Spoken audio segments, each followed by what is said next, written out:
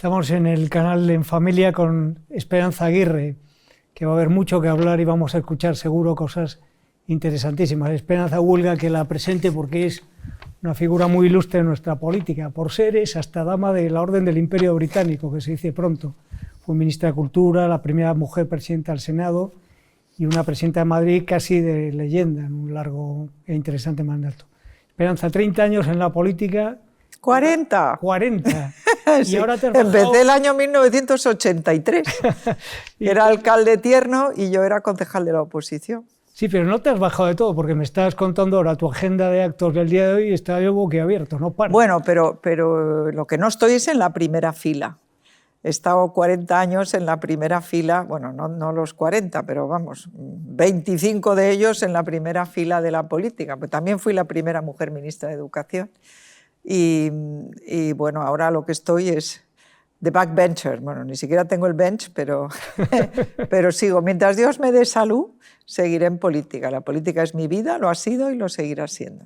¿Cómo es? Vamos a empezar por el principio del cuento. ¿Cómo era tu proceso de una familia aristocrática? Pero ¿cómo era tu infancia, tu día a día? ¿No es así? Yo no procedo de ninguna familia aristocrática. Mi padre era un abogado y mi madre, pues lo que tuvo fueron 6 hijos en 7 años, luego vino una descolgada, que fue mi ahijada, que yo le llevo 12, y una que cuando mi hermana, la que iba detrás de mí, se quería casar, mi madre le dijo que no podía ser porque ella tenía que dar a luz. Y entonces nos casamos las dos juntas en otoño en vez de en primavera con la niña en el cochecito. ¿Qué ambiente familiar teníais? ¿Era un hogar político? ¿Qué tipo de personas? No era nada político en mi casa. No, éramos muchos niños, imagínate, 6 en 7 años, y no, de política no se hablaba. Dicen que las personas que tienen una infancia feliz luego son unas personas también felices. Yo a ti te veo una persona que sabe disfrutar de la vida. La verdad es que sí que tuve una infancia feliz. Tuve unos abuelos estupendos, unos padres maravillosos, muchos hermanos, que es verdad que ser la mayor de tanto hermano pequeño te molestan, te estropean los deberes, dan gritos, en fin, pero sí que fue una infancia feliz. Luego estudias Derecho y te metes en política. ¿Qué te llama a dar el paso a la política? Bueno, estudiar Derecho no creas que fue la primera intención. Yo quería ser química. La asignatura que me había gustado, hice bachillerato de Ciencias, porque el de Letras me parecía que era muy fácil. Como Margaret Thatcher, ¿querías ir por ciencia? No la conocía entonces, pero me gustaba la química, sí. Lo que pasa que una amiga de una vecina mía me dijo, que estudiaba químicas, me dijo, mira, químicas es por la mañana clases, toda la mañana, toda la tarde laboratorio y encima suspendes. Estas chicas sacaban muy buenas notas en el colegio. Y mi vecina me dijo, mira, haz Derecho, que es lo que hago yo, solo tienes clase por la mañana y encima sacas buenas notas. En efecto, saqué 9 matrículas de honor. Caray. Amé el Derecho y lo sigo amando, me parece una maravilla de enfoque de la vida el Derecho, que sirve para todo, y no estaba yo para nada en la política. Pero sí es verdad que preparé oposiciones y mientras las preparaba yo y mi marido, teníamos que saber 2 idiomas y él recibía la revista El Economist y en aquellos años en El Economist pues, se hablaba mucho de Margaret Thatcher, de lo que era bueno, pues, la vida detrás del muro, de la internacional de la resistencia, que ahora ya ni se sabe lo que es, pero que Reagan y Thatcher estaban muy implicados. Y bueno, pues sí que me empecé a acercar al Club Liberal de Madrid, ahí es donde empecé yo en la política. Presidía Pedro Schwartz y Pedro ha sido mi maestro y sigue siéndolo, y mi mentor también, porque él fue el que me propuso como concejal del Ayuntamiento de Madrid en una lista que hacíamos una coalición. Ahora están de moda las coaliciones, entonces no. Era AP, los conservadores, PDP, que eran los democristianos, y la Unión Liberal, que era el partido que presidía Pedro y del que yo formaba parte, que éramos los liberales. Cuando te conviertes en ministra, se produce una campaña, a mi juicio, cruel y bastante machista, digámoslo así, de caricatura tuya. Es como una cacería a la izquierda. Yo creo que en cierto modo se empieza a ver un talante que luego se ha incrementado. ¿Cómo sobrellevaste tú todo aquello? En efecto, porque yo estuve en el Ayuntamiento de Madrid del 83 al 96, o sea, 13 años, 6 de ellos en la oposición, con grandes amistades con concejales socialistas, alguno de los cuales desgraciadamente falleció.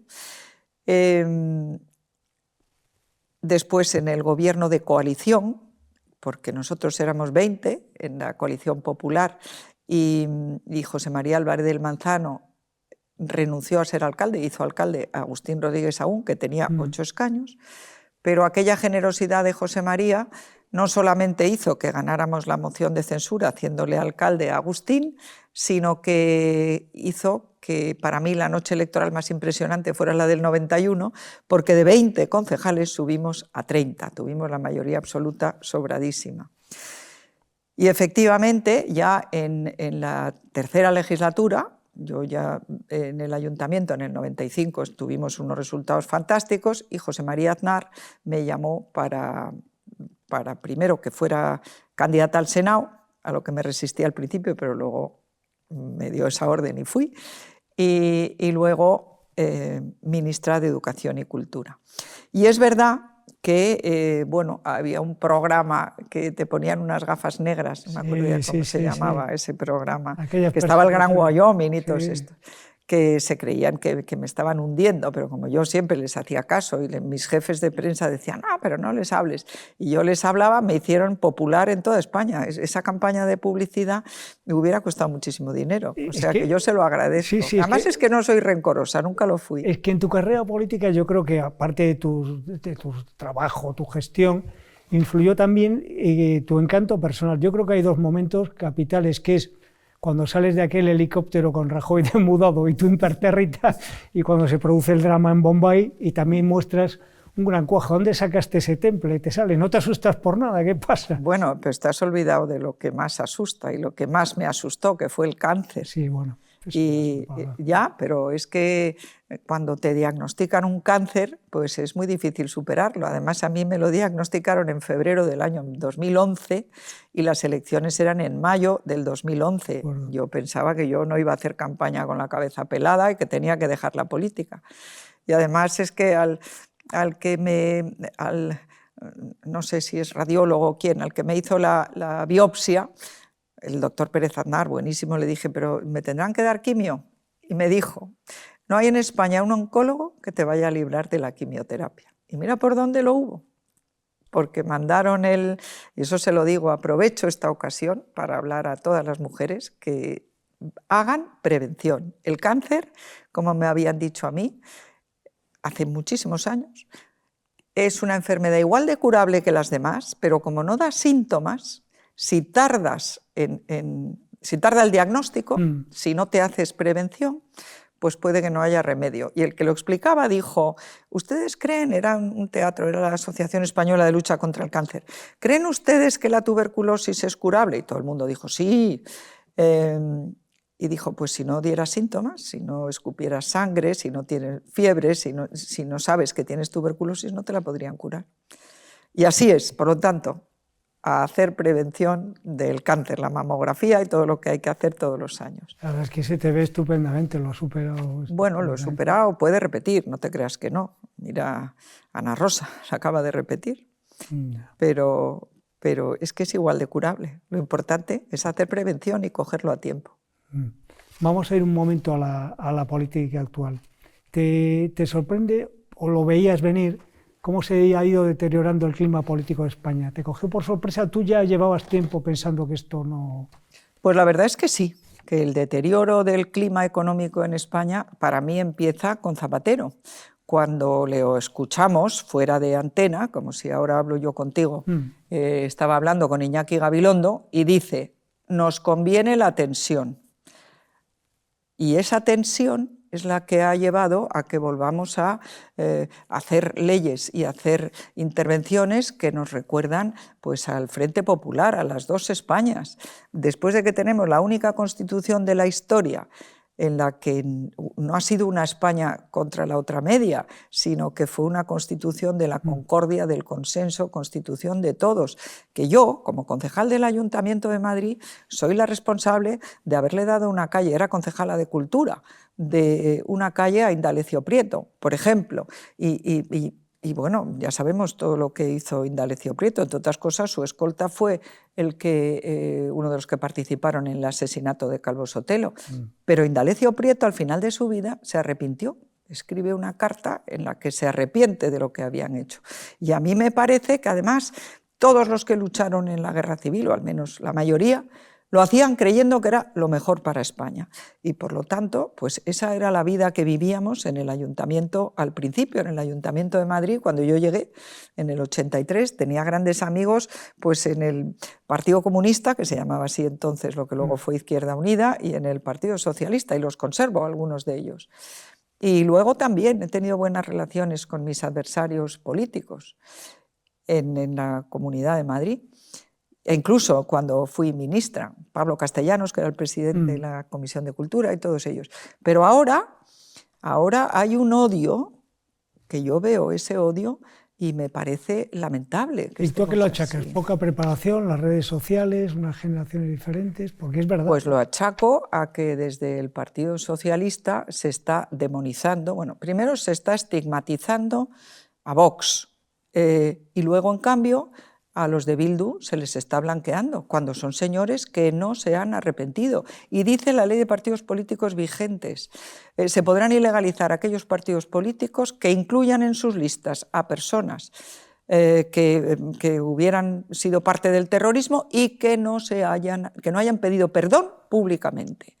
Y eso es lo que está haciendo hoy el Partido Socialista de Pedro Sánchez, con la ayuda, por supuesto, de Podemos, pero como a Pablo Iglesias, gracias a Isabel Díaz Ayuso y al voto de los madrileños le hemos retirado de la política, o eso dice él, pues es Pedro Sánchez sobre todo el responsable. Tú a Ayuso la viste crecer realmente, ¿te diste cuenta de que allá había algo? Bueno, Isabel Díaz Ayuso llevó mis redes sociales, lo hizo admirablemente bien. Todos los demás, vamos a ver, yo dimití el año 12, pues en los años 10, 11, yo por ejemplo las redes sociales, es que en mi vida había puesto un tuit, ni los había leído, ni sabía lo que eran las redes sociales para nada. Y el resto de los consejeros que estaban conmigo, compañeros presidentes de comunidades autónomas entonces, siempre tenían problemas con los community managers, que es como se llaman a los que te llevan las redes, porque ponían cosas de los que luego él no estaba muy de acuerdo o se tenía que arrepentir. En cambio, yo no tuve nunca. Entonces dicen, pero qué vergüenza Isabel Díaz Ayuso llevando las redes del perro de Esperanza Aguirre. Pues para mí fue una de las cosas más inteligentes que se me ha sugerido. Y es que me dijo, en la Casa Blanca y en Downing Street hay un tuit de la mascota, de entonces el primer ministro británico o del presidente de los Estados Unidos. Si quieres te pongo uno. Por supuesto, me pareció fenomenal.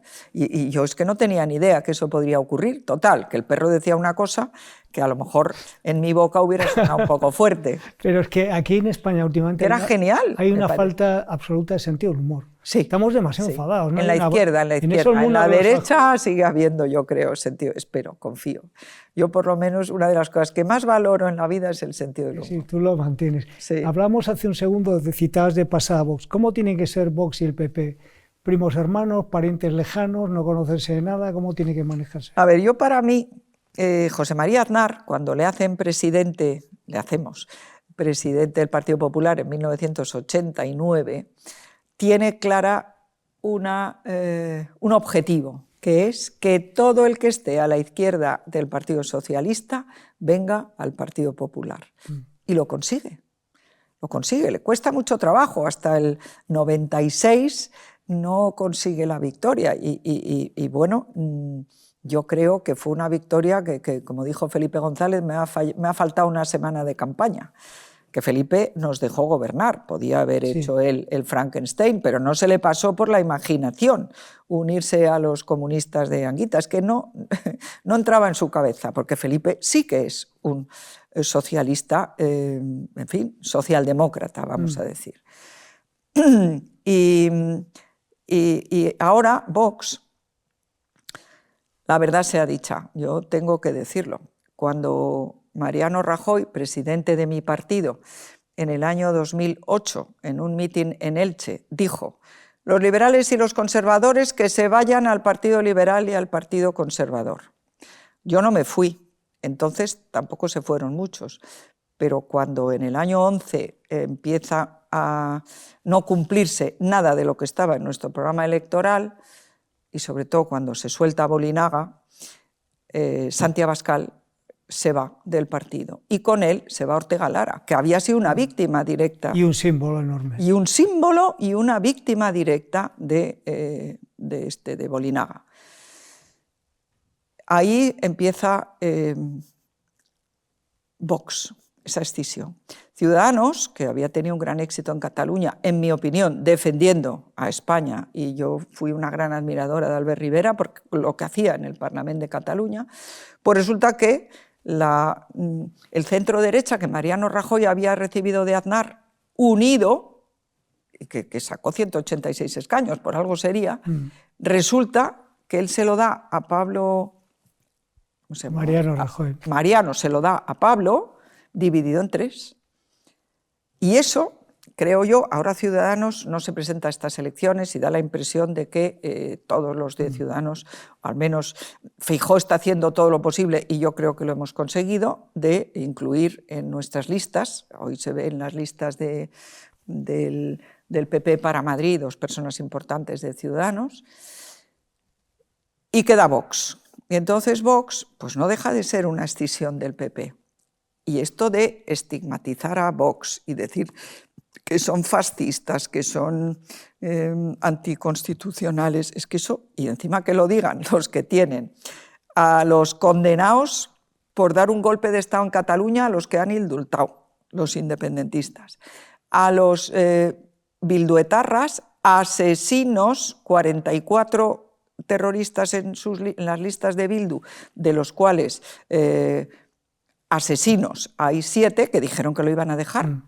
¿Usted ha visto que lo hayan dejado? ¿Que hayan renunciado al escaño? Porque yo no lo he visto, ¿eh? A lo mejor lo han hecho, pero yo no lo he visto. Y aparte que me da igual. La cuestión es que no se han arrepentido y que están ganando el relato. El otro día Zapatero decía que es que el que ha acabado con ETA ha sido él. No. Pero bueno, ¿cómo esto? Con ETA acabó la Policía Nacional, la Guardia Civil, la ayuda de los Estados Unidos, el Partido Popular, la valentía de Aznar. Y dice, no, es que Aznar acercó presos. Acercó presos porque no teníamos mayoría y en el Congreso se hizo una proposición no de ley para que se acercaran, pero ni muchísimo menos como se han acercado estos que ha acercado Grande Marlaska, que yo lo siento porque le admiraba mucho antes de que fuera ministro. Voy a hacerte la pregunta del $1.000.000.